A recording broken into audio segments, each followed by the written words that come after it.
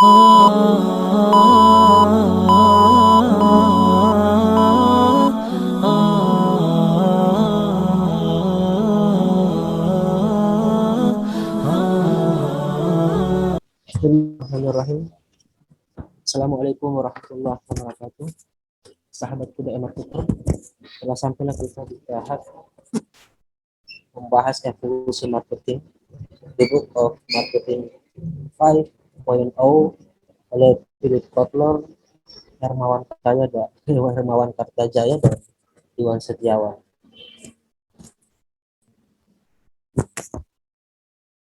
Selanjutnya,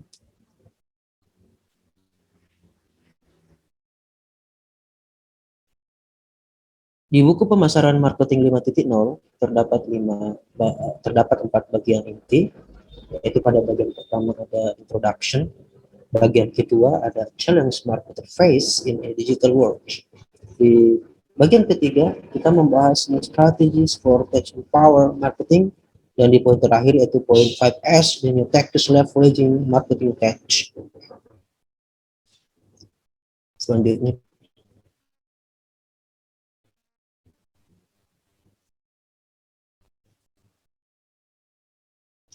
bermula dari tahun 2010 terbit The Book of Marketing 3.0, berlanjut di tahun 2017 Marketing 4.0, dan di tahun 2021 yaitu Marketing 5.0. Selanjutnya,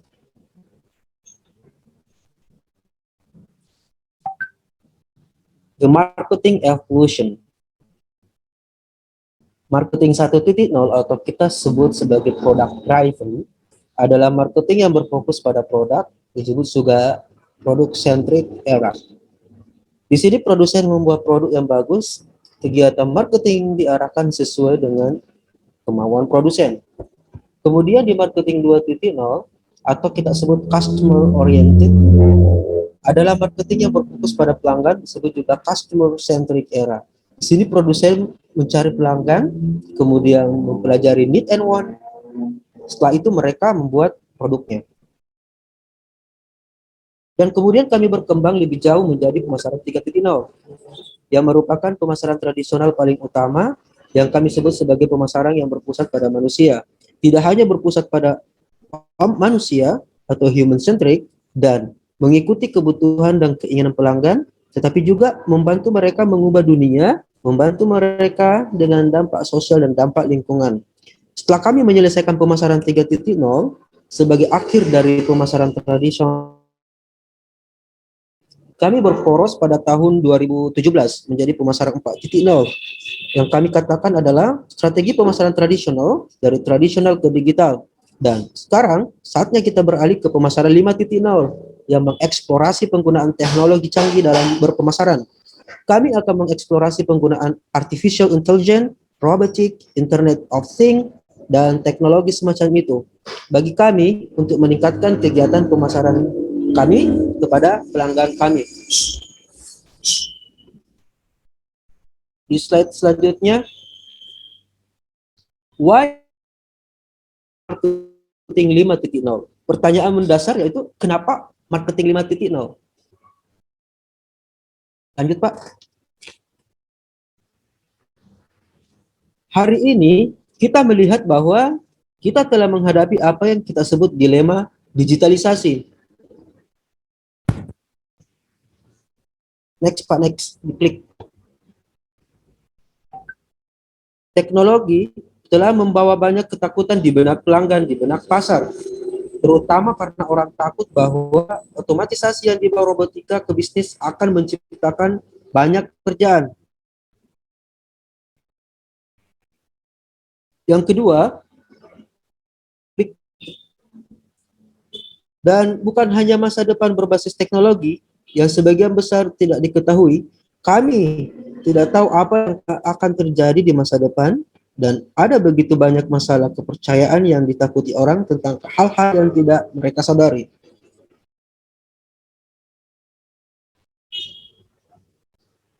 Dan juga beberapa masalah privasi dan keamanan perusahaan teknologi jika bisnis memiliki data.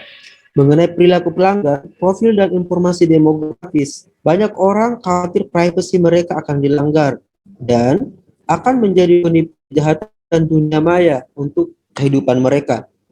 Selanjutnya, dan tentunya juga ada isu misinformasi di teknologi dan media sosial. Ada apa yang kita sebut dengan era pasca kebenaran di internet, dengan harapan dan juga kepalsuan yang dalam banyak orang juga khawatir tentang ini. Selanjutnya ada akhirnya gaya hidup digital makin memiliki efek samping. Perilaku pada generasi muda kita mengkhawatirkan bagi kebanyakan orang tua di seluruh dunia. Jadi teknologi telah banyak menciptakan banyak ketakutan di pasar saat ini. Secara global, tetapi teknologi tidak hanya membawa ketakutan, itu juga membawa peluang. Itu membawa banyak potensi baru untuk dunia kita. Nah, kita akan membahas poin positif dari digitalisasi dilema. Lanjut, Pak. Misalnya, kita dapat menciptakan lebih banyak kekayaan dengan ekonomi digital. Kami dapat melayani pasar yang sebelumnya terlayani dan sebelumnya tidak dapat kami akses karena biaya yang mahal. Sekarang dengan teknologi, biaya tinggi akan turun sehingga kami dapat melayani lebih banyak pasar daripada yang kami layani hari ini. Selanjutnya, digitalisasi juga membantu pembelajaran sepanjang hayat mereka. Banyak informasi sekarang dapat diakses melalui internet secara gratis. Kami memiliki data besar atau data, dan kami memiliki banyak sumber belajar bagi kami untuk melanjutkan pembelajaran kami sampai akhir usia kami. Poin selanjutnya, dan tidak hanya itu, teknologi juga memungkinkan kami untuk memiliki kecerdasan hidup dan juga menjadi makhluk yang bernilai tambah. Kita menjadi diberdayakan dengan teknologi yang mampu melakukan hal-hal yang sebelumnya tidak dapat kita lakukan sebagai manusia. Selanjutnya, dengan teknologi jadi badan juga menjadi lebih sehat dan peningkatan kesehatan dan juga perluasan kehidupan yang disediakan oleh teknologi medis kepada manusia. Di poin terakhir, sekarang lebih inklusif, mencangkup lebih banyak pelanggan pada sebelumnya. Orang-orang berpenghasilan rendah, orang-orang yang tinggal di daerah terpencil, pemasaran dan perilaku bisnis tidak dapat menargetkan karena keterbatasan, sehingga digitalisasi membawa hal-hal yang baik dan hal-hal buruk, nilai yang disebut dengan dilema. Tapi jalan ke depan hari ini, kami berpikir bahwa kebanyakan orang akan mempercayai teknologi untuk membawa lebih banyak manfaat dalam resiko bisnis. Slide selanjutnya, the marketing tech enabler atau pendukung teknologi pemasaran. Poin kedua yang ingin saya angkat adalah mengenai teknologi yang semakin matang. Ada beberapa teknologi yang saya sebut sebagai enabler. Nomor pertama, next Pak, adalah computing power. Sekarang daya komputasi menjadi lebih kuat, lebih murah, serta memiliki ukuran yang sangat kecil. Jadi komputer sekarang berukuran lebih kecil tetapi lebih kuat. Dalam daya komputasi juga lebih murah dari segi harga. Jadi ini memungkinkan kami untuk membuat banyak hal baru yang membutuhkan daya komputasi.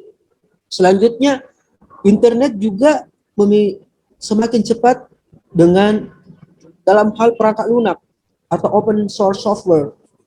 Kami juga mengalami lingkungan sumber perangkat lunak yang sangat terbuka. Misalnya, Google telah membuat algoritma pembelajaran mesin mereka, TensorFlow, sebagai perangkat lunak open source yang memungkinkan pengembang di seluruh dunia di luar ekosistem Google untuk menggunakannya. Teknologi yang sama digunakan Google untuk pembelajaran mesin dan artificial intelligence, sehingga semakin mudah diakses dalam hal pengembangan perangkat lunak di seluruh dunia. Selanjutnya, internet. Internet juga semakin cepat dengan bandwidth yang lebih besar di seluruh dunia. Sekarang lebih banyak orang akan memiliki akses ke internet sehingga mereka tidak dapat melakukan hal-hal yang sebelumnya tidak dapat mereka lakukan. Poin yang keempat, atau cloud computing. Kami juga melihat banyak pertumbuhan dalam cloud computing. Sebelumnya, jika orang ingin berinvestasi dalam teknologi, mereka harus membeli perangkat keras besar. Mereka harus membeli perangkat lunak mahal untuk menggunakan perangkat lunak di tempat. Sekarang mereka cukup berlangganan. Mereka cukup berlangganan layanan cloud tanpa investasi besar. Mereka masih dapat menggunakan teknologi yang sama untuk membantu bisnis mereka. Kemudian di poin yang kelima, di mobile device, kami juga melihat pertumbuhan perangkat seluler atau mobile device. Perangkat seluler tidak hanya untuk internet seluler, tapi perangkat seluler juga berfungsi banyak untuk Internet of Things. Perangkat seluler akan membantu hubungan dan menjembatani antara dunia fisik dan dunia digital. Perangkat ini akan membantu perusahaan mendigitalkan aset fisik seperti gudang, pabrik, atau bahkan armada kendaraan yang mereka miliki sebagai aset, sehingga akan banyak membantu dalam digitalisasi lingkungan fisik kami untuk bisnis. Di poin yang terakhir, dan akhirnya kami melihat pertumbuhan besar dalam big data. Sekarang, kami telah mengumpulkan banyak data dari media sosial, interaksi dari transaksi, dari semua jejak digital yang kami miliki di semua perjalanan pelanggan kami, sekarang direkam secara digital. Jadi kami memiliki sejumlah besar data atau big data yang dapat kami gunakan untuk meningkatkan bisnis kami. Di slide selanjutnya, cukup gunakan untuk meningkatkan bisnis kami, dan tren terakhir yang mengarah ke pemasaran 5.0 adalah apa yang saya sebut simbiosis imperatif. Klik Pak, next. Mesin tidak sempurna. Manusia juga tidak sempurna. Mesin mampu dan sangat efisien untuk memproses data, mengekstrak informasi, menciptakan pola. Tetapi manusia sangat pandai dalam menggambar wawasan atau drawing insight, dan melihat hal-hal yang tidak dapat dilihat oleh mesin, sehingga mereka perlu berkolaborasi satu sama lain. Poin yang kedua, mesin yang mampu berpikir konvergen dan terstruktur, sedangkan manusia lebih terampil dalam berpikir divergen dan mencari solusi di luar kotak. Poin yang ketiga, mesin sangat baik dalam menggunakan pemikiran logis mengikuti algoritma khusus, sedangkan manusia pandai menggunakan empati untuk menjalin hubungan dengan manusia lain yang beresonansi. Poin yang terakhir, mesin dapat diandalkan sesuatu yang dapat diprogram, dan mereka dapat melakukannya dalam kecepatan dan lebih cepat. Dapat diprogram dengan skala, tetapi manusia fleksibel untuk tugas-tugas yang menuntut pemahaman kontekstual dan penalaran akal sehat sederhana, sehingga memiliki kekuatan tersendiri. Manusia memiliki kekuatan sendiri, dan mereka harus menggabungkan sehingga kami dapat memberikan pengalaman pelanggan atau customer experience terbaik bagi pelanggan kami. Baik, di slide selanjutnya,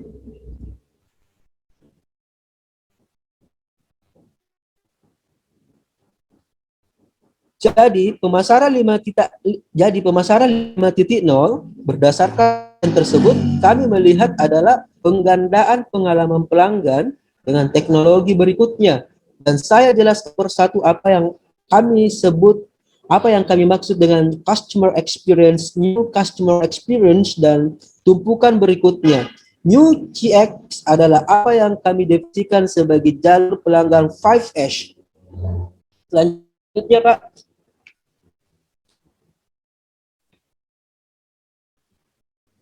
Inilah yang saya sebut sebagai 5H yang menjadi inti dari pembahasan kita di marketing 5.0 atau new CX versus next H.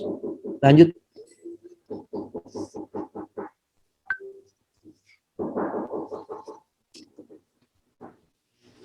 Dalam buku pemasaran 4.0, kami mengatakan bahwa pelanggan mengikuti 5 langkah dalam perjalanan mereka untuk membeli. Jadi kami katakan, pertama, diklik Pak, bahwa mereka mulai dengan kesadaran atau awareness yang terpapar pada komunikasi pemasaran. Kemudian, mereka membangkitkan minat atau appeal appeal pada merek atau layanan tertentu, dan mengajukan pertanyaan atau ask. Mereka melakukan penelitian lebih lanjut untuk memahami lebih banyak tentang merek dan pilihan yang mereka miliki di pasar. Kemudian, dan memutuskan untuk membeli apa yang mereka gunakan, apa yang telah mereka pilih atau add. Dan yang terakhir, mereka akan mengadvokasi produk atau advocate layanan merek kepada keluarga, teman, serta kolega mereka. Jadi kami melihat bahwa ini masih relevan di era pemasaran 5.0. Tetapi kami akan dapat memperkuat CX lebih jauh dengan menggunakan apa yang saya sebut sebagai teknologi berikutnya. Baik, di slide ini, langkah sederhana kami katakan bahwa teknologi berikutnya adalah teknologi yang diilhami manusia atau human. Teknologi yang mencoba meniru atau meniru kemampuan manusia. Di poin yang kedua, jadi sebagai manusia, kita memiliki kemampuan berpikir atau thinking. Begitu juga dalam mesin. Kami memiliki apa yang kami sebut artificial intelligence. Ini adalah replikasi dari bagaimana otak, dari cara kerja otak manusia. Kita menggunakan jaringan saraf di otak kita. Dan pembelajaran mesin atau artificial intelligence akan menggunakan model yang sama untuk membuat dan menciptakan kembali cara otak kita berpikir. Kemudian di poin yang ketiga,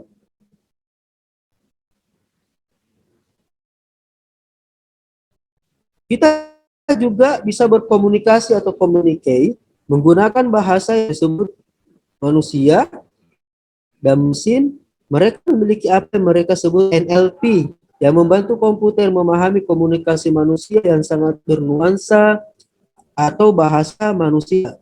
Ini terutama digunakan misalnya untuk chatbot, untuk pengenalan suara dan teknologi suara yang kita lihat dalam bantuan suara seperti atau asisten Google.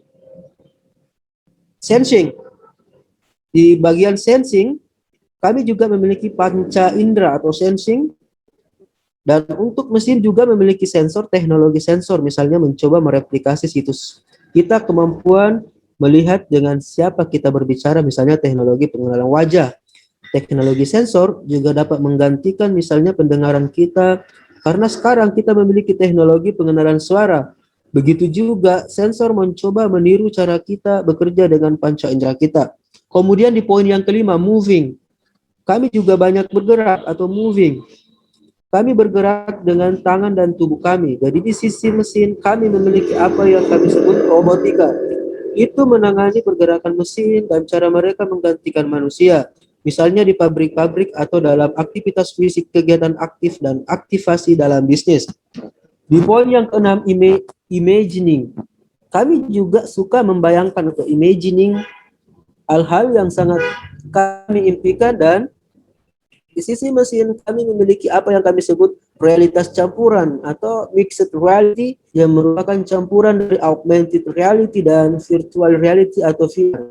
Di poin yang terakhir dan akhirnya, kami ingin terhubung atau connecting satu sama lain dengan teman atau keluarga. Jadi mesin juga suka terhubung satu sama lain dengan mesin lain yang disebut Internet of Things. Dan dalam hal transaksi keuangan yang terdokumentasi atau buku besar atau jurnal, yang kami miliki apa yang kami sebut teknologi blockchain, membantu menghubungkan mesin ke mesin dan menghubungkan orang-orang yang menggunakan. Selanjutnya, jadi inilah yang saya sebut langkah selanjutnya sebagai bionik yang diilhami manusia. Jadi, bagaimana kita menggunakan teknologi semacam ini untuk memperkuat customer experience berikutnya? Kita benar-benar dapat menggunakan kategori teknologi ini di 5S untuk memperkuat apa yang telah kami pelajari sejauh ini dalam pemasaran 4.0. Dan ada begitu banyak aplikasi yang kami tahu hari ini dan di masa depan akan berkembang. Ada begitu banyak aplikasi dalam pemasaran yang akan menggunakan teknologi berikutnya di seluruh pengalaman pelanggan. Jadi saya akan menunjukkan beberapa contoh adopsi teknologi dalam hal pemasaran dalam bisnis. Kami menggunakan teknologi ini untuk meningkatkan pengiriman customer experience. Slide selanjutnya.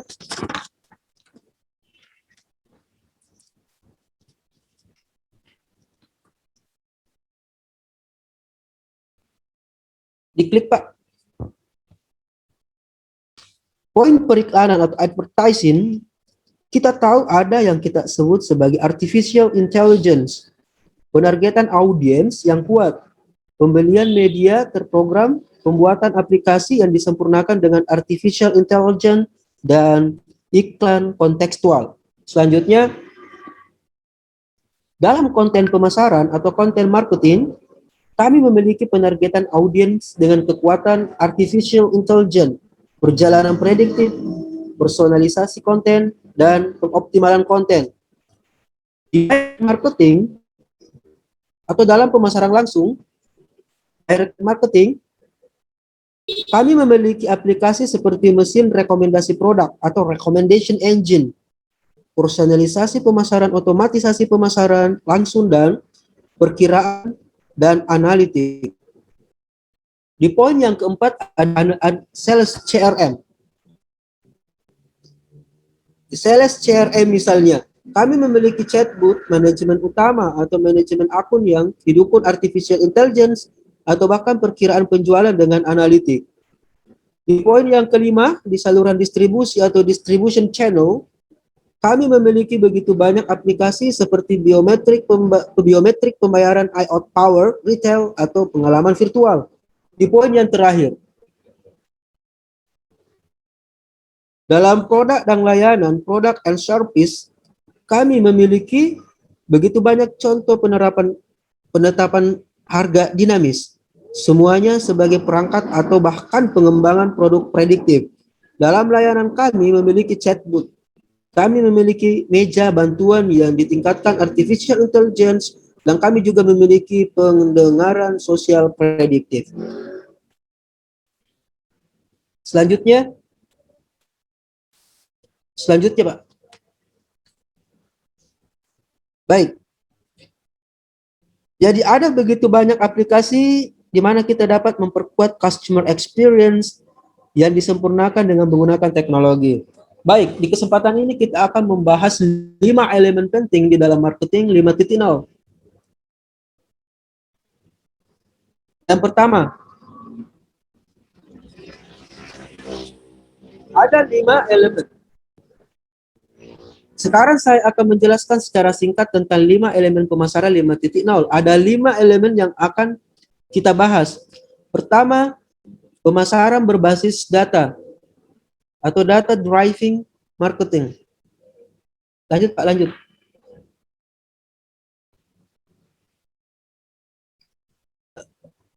Pemasaran berbasis data atau data driving marketing. Diklik, Pak, lanjut.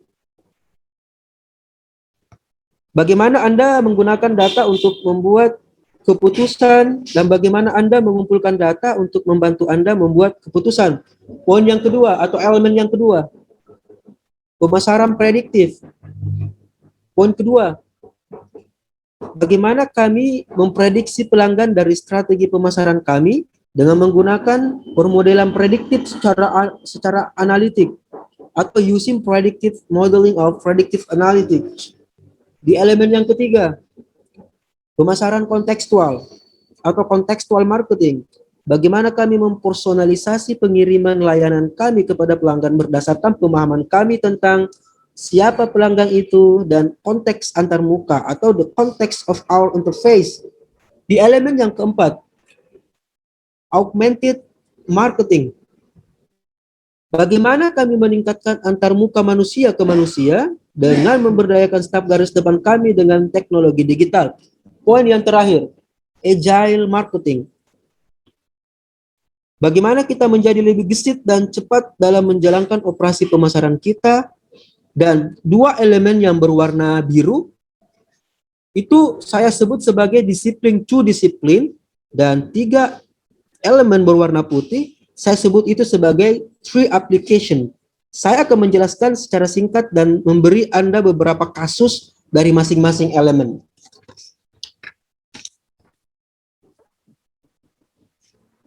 Elemen yang pertama yaitu data driving marketing. Pemasaran berbasis data dimulai dengan mempertahankan tujuan. Lanjut Pak, lanjut.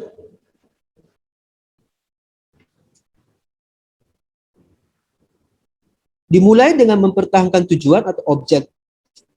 Apa yang ingin Anda capai, masalah apa yang Anda coba pecahkan, dan jenis analitik apa yang Anda lakukan. Lanjut.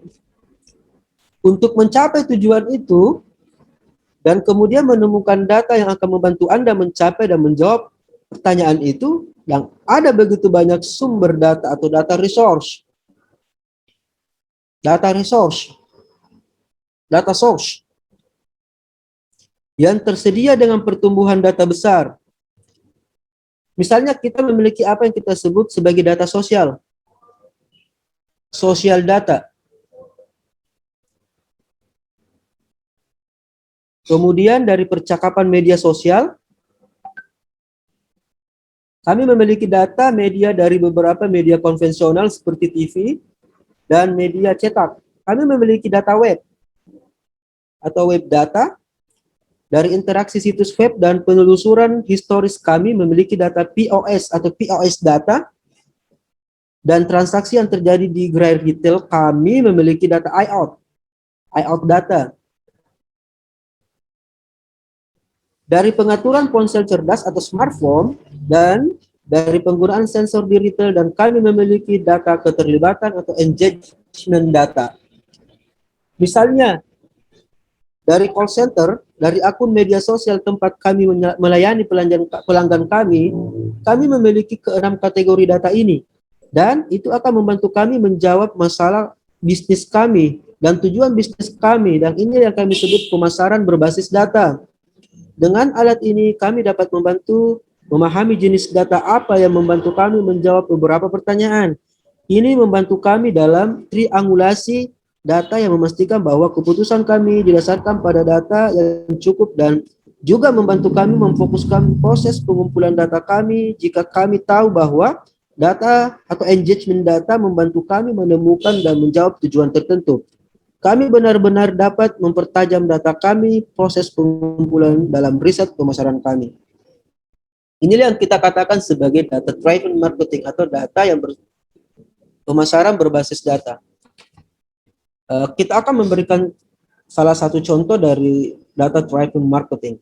Ini adalah salah satu contoh yang saya akan tunjukkan kepada Anda tindakan pemasaran yang berbasis data. Misalnya seperti contoh di slide ialah PepsiCo. Analisis 150 juta percakapan, diklik Pak, diklik. Analisis 150 juta percakapan minuman yang terjadi di media sosial, dan kemudian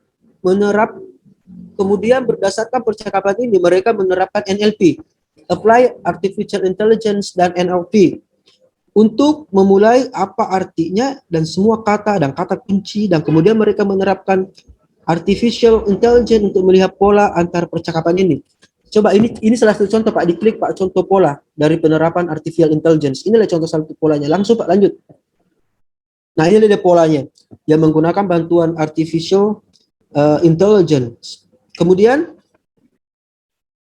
mereka akan memiliki apa yang mereka sebut tren nilai prediksi atau trend prediction value, yang mereka hitung untuk memahami tren mana yang akan tumbuh di masa depan. Mereka memiliki apa yang mereka sebut dashboard TVV atau trend prediction value dashboard. Selanjutnya, sesuatu yang terlihat seperti memetakan tren yang sedang terjadi di seluruh dunia. Dalam hal ini mereka menemukan ada 3 tren umum yang akan membantu mereka tumbuh di masa depan. Jika mereka bermain di sektor makanan dan minuman, mereka melihat ada 3 tren yang akan mempengaruhi bisnis makanan dan minuman di masa depan. Yang pertama, tren yang berkilau atau sparkling trend. Bagaimana orang menginginkan minuman berkarbonasi tetapi tetap sehat. Tren yang kedua atau tren transparansi, yang berarti bahwa minuman harus bersih. Tanpa AI, mereka juga melihat tren rasa dan fungsi. Kemudian yang ketiga, orang menginginkan fungsi spesifik atau specific function, tidak spesifik hanya generik, misalnya seperti hidrasi, tetapi juga spesifik, misalnya untuk kebutuhan kesehatan mereka. Berdasarkan 3 tren yang mereka kembangkan sebuah produk yang mereka sebut bubbly. Di next Pak. Nah, bubbly adalah produk berdasarkan pemahaman tren yang terjadi di pasar. Ini adalah 7 rasa, 0 kalori, manis, dan non soda, dan mereka menjual sekitar 100 juta dolar dalam 1 tahun pertama. Nah, produk terlihat seperti ini adalah contoh pemasaran yang berbasis data.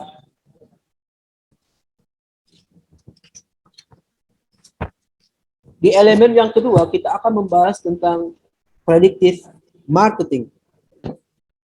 And then we have what we call predictive marketing. Dan pemahaman pemasaran prediktif di masa depan hasil dengan memprediksi masa depan dengan prediktif analitik. Cara kerjanya adalah kami mengumpulkan data historis tindakan pemasaran kami di masa lalu dan hasil perusahaan kami di masa lalu.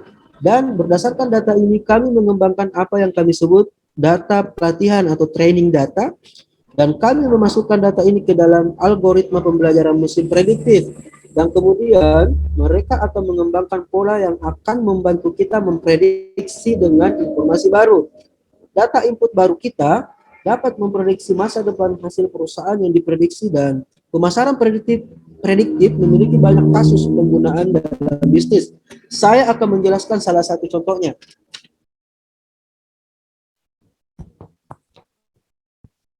Nah, ini adalah salah satu contoh prediktif marketing. Contoh pemasaran prediktif yang dilakukan di supermarket, salah satu supermarket di Amerika Serikat. Apa yang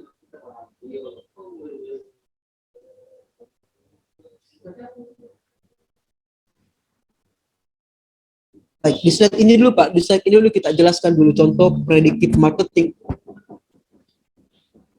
Ini salah satu contoh pemasaran prediktif yang dilakukan di supermarket di Amerika Serikat. Apa yang mereka lakukan adalah mereka mengumpulkan data orang-orang yang berbelanja di supermarket, yaitu target utama, yaitu target dari ID tamu atau gas ID, untuk data demografis dan data perilaku, dan mereka menghasilkan wawasan. Misalnya, wawasan yang mereka prediksi adalah nomor 1 yang mereka tahu sekarang, ibu hamil di awal semester kedua membeli kategori produk tertentu, misalnya lotion, suplemen yang diberi wewangian. Dan mereka juga menemukan wanita yang hadir lebih dekat dengan tanggal jatuh tempo mereka membeli 4 kategori produk yang berbeda, seperti scan to soap, lotion, and sanitizer, and waistcoat. Skor yang memprediksi probabilitas seseorang berbelanja jika mereka hamil dan tanggal jatuh tempo kehamilan itu, sehingga mereka dapat memprediksi itu, dan mereka akan membantu pemasaran mereka ketika mereka dapat mengidentifikasi seorang wanita hamil. Mereka dapat memberikan kampanye pemasaran yang dirancang khusus untuk mencoba menjual produk terkait kehamilan wanita, dan inilah kegunaan dari apa yang saya sebut sebagai pemasaran prediktif. Inilah contoh prediktif marketing. Slide selanjutnya. Di elemen ketiga. Nah, ini elemen ketiga, ada contextual marketing atau making a personalized sense and response experience. Pemasaran kontekstual, dan dalam pemasaran kontekstual kami memiliki model yang saya sebut akal dan respon. Pada dasarnya kami ingin mengumpulkan informasi tentang konteks interaksi kami dengan pelanggan. Jadi kita perlu tahu misalnya itu adalah tempat yang tepat untuk menawarkan sesuatu. Apakah saat yang tepat untuk menawarkan sesuatu? Apakah profil pelanggan yang tepat untuk ditawarkan? Apakah orang yang tepat adalah identitas yang sesuai dengan produk dan layanan kami? Dan apakah itu suasana hati yang tepat untuk keadaan pikiran yang tepat? Dan berdasarkan pemahaman kita tentang konteks siapa kita berbicara dan suasana hati mereka atau profil mereka, kami sekarang dapat dengan semua ini apa yang kami sebut sebagai trigger atau pemicu. Berikan respon yang dipersonalisasi berdasarkan artificial intelligence, algoritma pembelajaran mesin. Kami dapat menyediakan pelanggan tertentu dengan pengelolaan yang tepat, produk yang tepat, promosi yang tepat, media yang tepat, dan juga pengalaman yang tepat. Inilah yang saya sebut sebagai respons kontekstual. Pada dasarnya, memberikan penawaran yang dipersonalisasi dan disesuaikan untuk profil pelanggan yang tepat, profil pelanggan yang tepat. Inilah yang saya sebut sebagai pemasaran kontekstual. Kita akan ke slide contoh kontekstual marketing. Dan ada begitu banyak contoh pemasaran kontekstual, saya akan memberikan contoh yang berhubungan dengan call center.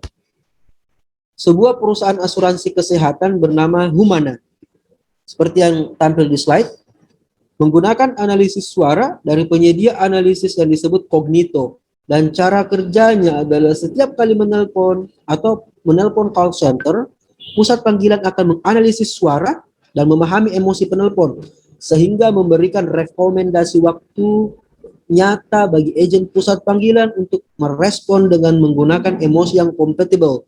Jadi misalnya jika Strullers terdapat kesal atau marah pada artificial engine, akan mengingatkan agen call center untuk menjadi lembut atau menjadi lebih lembut dalam pendekatan untuk menyeimbangkan pelanggan yang kesal dan marah.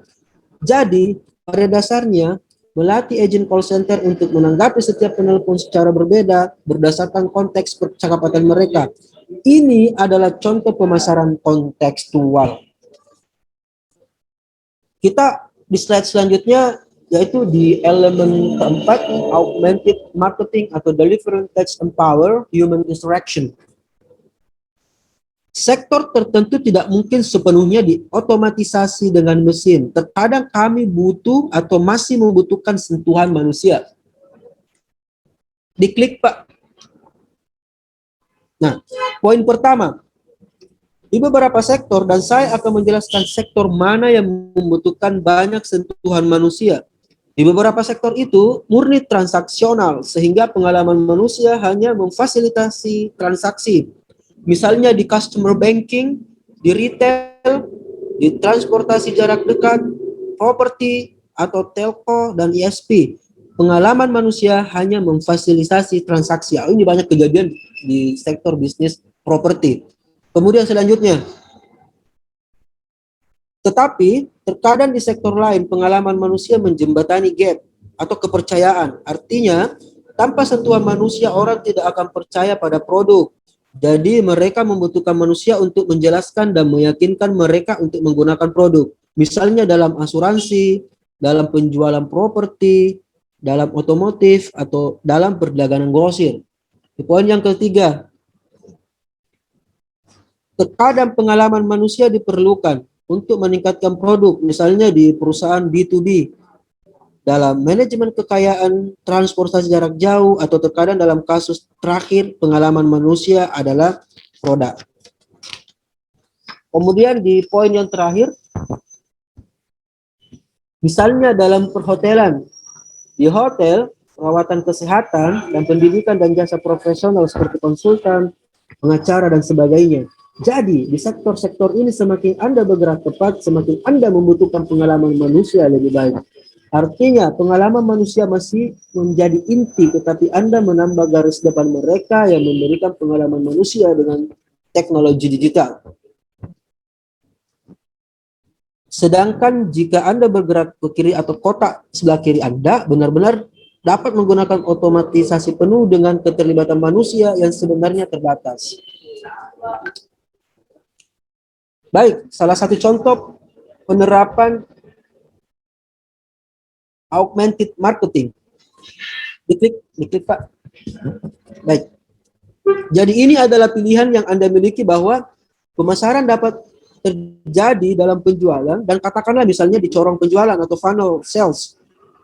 Apapun contoh pemasaran tambahan atau banyak antarmuka penjualan Anda dapat menggunakan mesin untuk menyaring prospek atau soft prospek menjadi prospek panas atau hot prospek. Dan kemudian setelah Anda memiliki prospek panas atau hot prospek untuk orang-orang yang lebih cenderung membeli, maka Anda menggunakan manusia untuk menutupi transaksi penjualan. Jadi ini adalah kombinasi dari upaya antar mesin yang merupakan antar muka penjualan otomatis misalnya antar muka penjualan manusia yang melibatkan manusia yang sebenarnya. Kemudian, dan kami memiliki contoh juga dalam layanan misalnya untuk pelanggan yang tidak menghasilkan pendapatan yang cukup besar bagi perusahaan. Kita dapat menggunakan otomatisasi dan antarmuka layanan pelanggan, misalnya penggunaan sumber daya online untuk pelanggan yang memiliki kontribusi pendapatan yang besar kepada perusahaan. Kami dapat menggunakan manajer akun atau untuk mengelola layanan mereka atau human account manager to manage their service. Baik, di slide terakhir, di slide pembahasan elemen of marketing 5.0, yaitu elemen yang kelima, agile marketing atau executing operations at pace and scale. Agile marketing, kami katakan Anda harus cepat.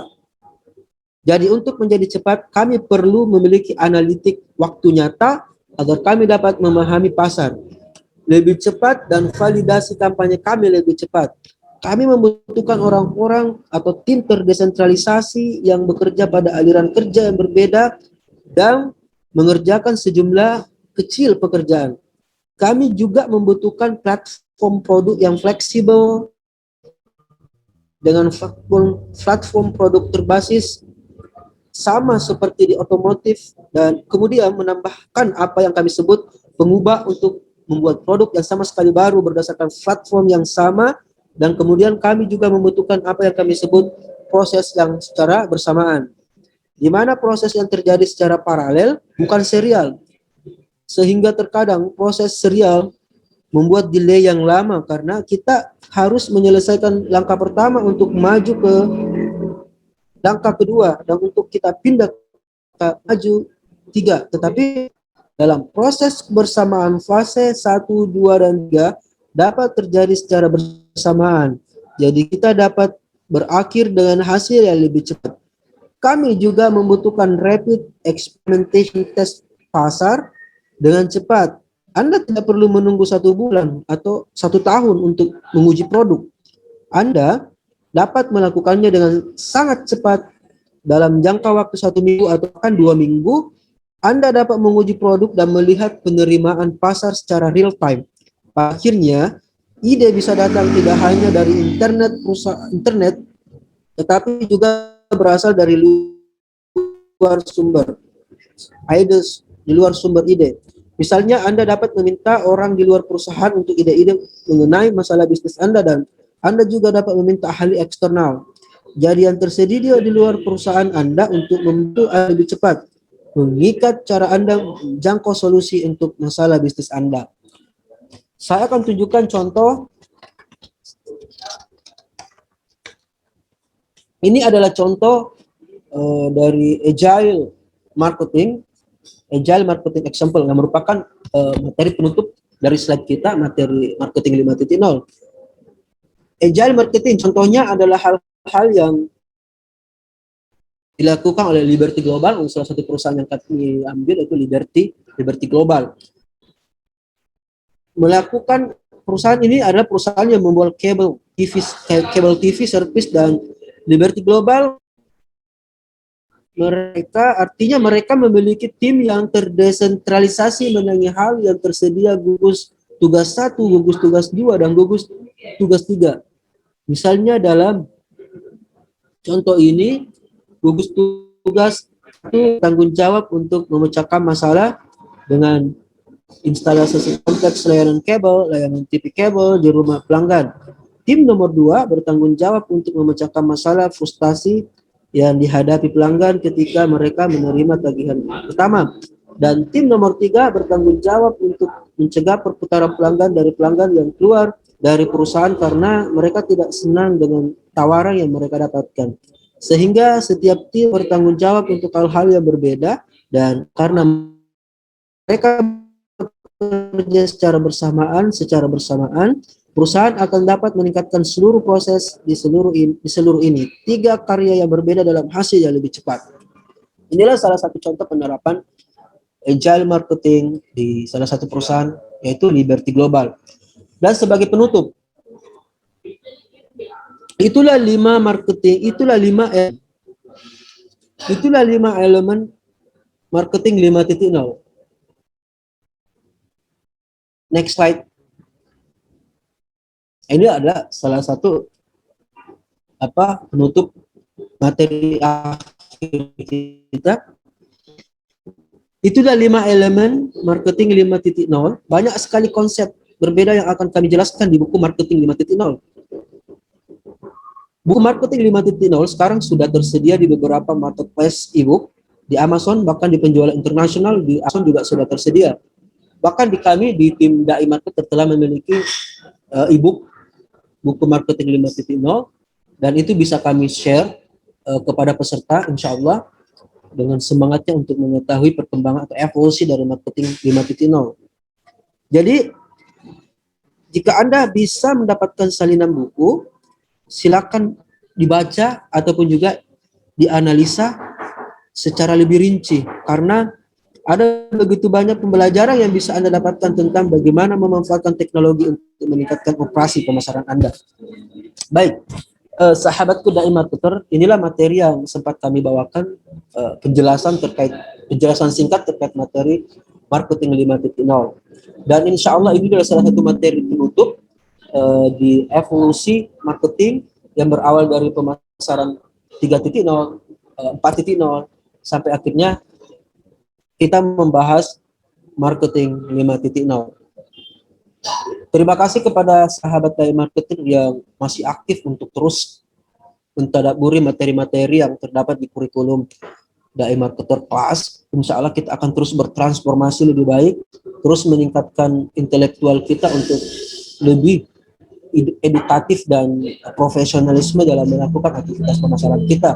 Demikian sahabat Dai Marketer, saya Abdullah dari Dai Marketer mengucapkan terima kasih, semoga ini bermanfaat untuk semua khalayak, masyarakat umum, bahkan kepada umat.